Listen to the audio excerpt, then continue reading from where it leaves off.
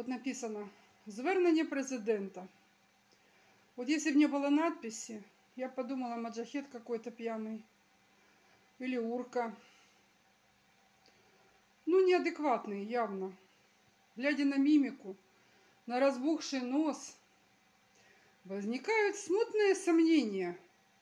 Терзают они одновременно. А не нюхает ли он что-то там? Может, уже и колется, судя по мимике. Это клиника. В Кащенко тебя. Или в больницу Павлова, киевскую, знаменитую, на Куреневке. Пора тебе туда, чувак, давным-давно. Да, боюсь, не возьмут.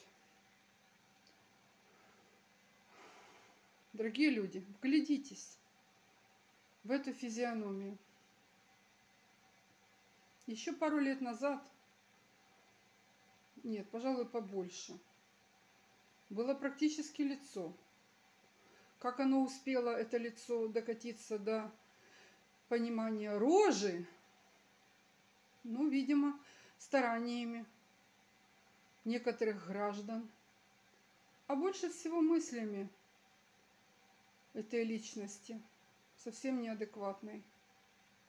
Одним словом, картина перед вами. Слушать то, что он несет, невозможно, поэтому без звука. Всего лишь показать вам, это даже не рожа. Я даже не знаю. Обезьянье что-то, нечто.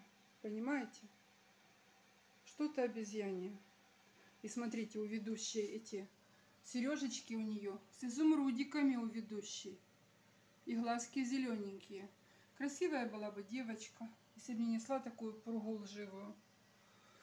Вот так вот.